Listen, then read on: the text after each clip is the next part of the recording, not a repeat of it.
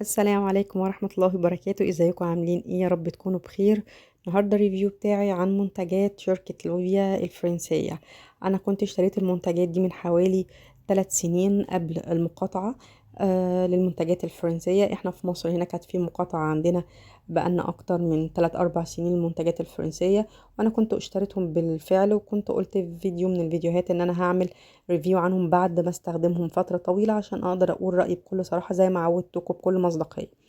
انا بصراحة مش عارفة انا المفروض كنت عملت ريفيو ولا لا، بس اتطلب مني في التعليقات حد من احد المتابعين قالوا لي ان انت كنت هتقولي لي هنعمل ايه في منتجات لوفيا، حلوة وحشة علشان نشتريها ولا لا. فلما لقيت الطلب مني الريفيو فقررت ان انا اعمله. انا كنت اشتريتهم المنتجات دي بنسبة 95% هي منتجات بمكونات طبيعية. المكون الرئيسي فيها زبدة الشيا، وطبعا احنا عارفين زبدة الشيا للشعر وللجسم فوائدهم عظيمة جدا، وطبعا اكيد دي زبدة الشيا الطبيعية مش المضروبة اللي موجودة في الاسواق. كل المكونات اللي موجود منها الشامبو المفروض انها مغذية، آه، تصلح للشعر الجاف، الهيشان، الشعر التالف. تمام، والمجموعة كلها انا جايباها للشعر الجاف والهايش والتالف. تمام، لان انا كنت صبغت شعري فكنت حابة ان انا ارجعه لطبيعته تاني. فالفكرة ان المنتجات دي ما كانتش مناسبة معايا، ومش كلها طبعا. انا هتكلم الاول على الشامبو.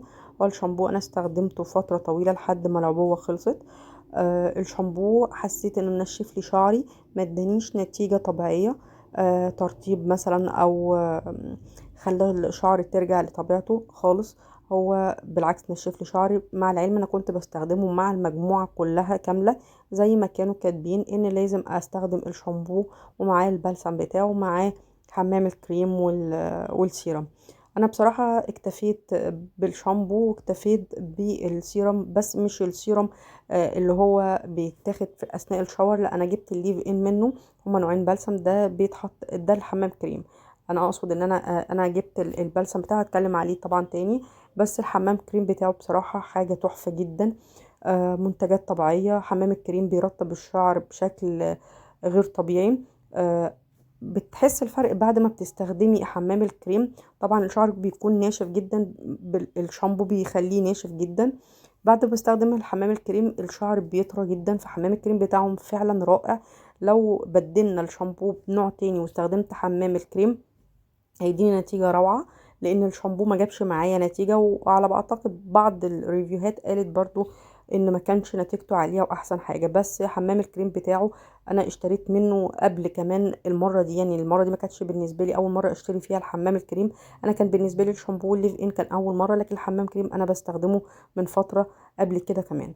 البلسم بتاعهم اللي هو الليف ان يعني اللي بيتحط بعد الشاور ده بيتغسل، يعني انا حطيته وسبته اوكي غسلته مفيش مشكله، بس ده معمول ان انا اسيبه، معمول ليف ان. يعني في نوع تاني شبه الشامبو ده بلسم وبتشطفيه، لكن ده ممكن تشطفيه ممكن تسيبيه، والافضل ان انت تسيبيه. انا كنت بستخدمه، هو كان شبه اكتر اللبن مصفر شويه، كان لازم يترج. كان زي الاسبراي بيترش على الشعر. آه كان كويس بنسبة 70 80%، بس مش احسن حاجة. الترطيب بتاع الشعر ما بيستمرش لفترة طويلة، تاني يوم خلاص اثره بيروح، يعني بعد ما بتنامي وبتستخدمي المخدة خلاص كده راح. لكن السيرم بتاعهم كان بصراحة حاجة فظيعة جدا، وهتكلم عنه اخر الفيديو عشان ما اظلمهوش، لانه هو افضل حاجة في منتجات العناية بالشعر من لوفيا. لكن بتقييمي بالنسبة للشامبو ما كانش افضل حاجة. بالنسبة للليف ان فبنسبة 70 80% هو كويس للناس اللي بتحب تصفف شعرها كل يوم، يعني ترش منه كل يوم، وخصوصا لو بتتعرض للشارع والأتربة والشمس والكلام ده. حمام الكريم ممتاز مفيش كلام عليه طبعا، ينفع لكل أنواع الشعر مش للشعر الهايش والجاف بس. فهو بنسبة 100% مغذي وطري وبيطري الشعر وبيخليها انسيابية. فتقييمي ليه كان ممتاز جدا.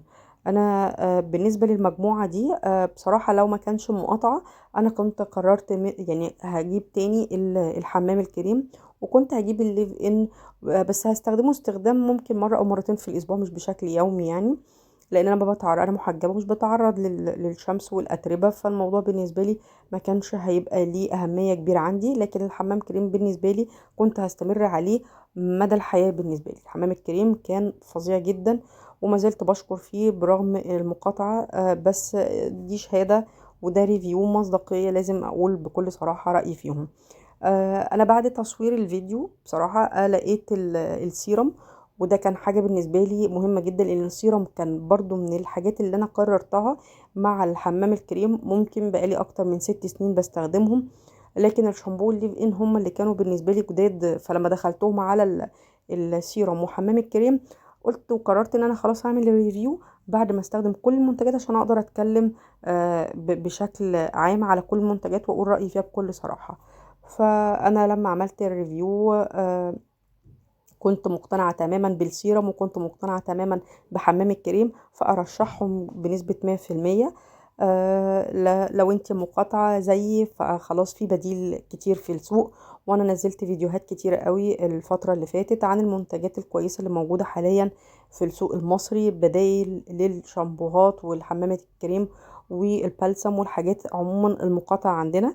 ففي منتجات مصرية أثبتت جدارتها دلوقتي. شركة إيفا موجودة عندنا في مصر، وشركة إيفا حاليا هي شركة محترمة جدا وشركة جميلة جدا ومنتجاتها روعة.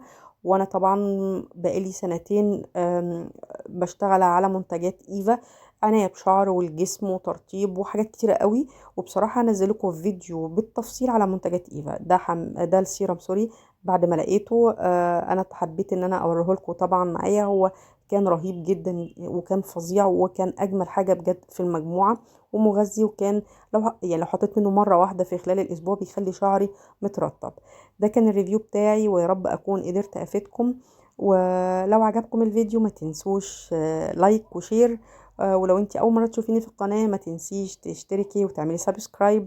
ويا ريت لو جربت المجموعه قولي لي ايه رايك فيها بالتعليقات. واشوفكم في فيديو جديد، والسلام عليكم ورحمه الله وبركاته.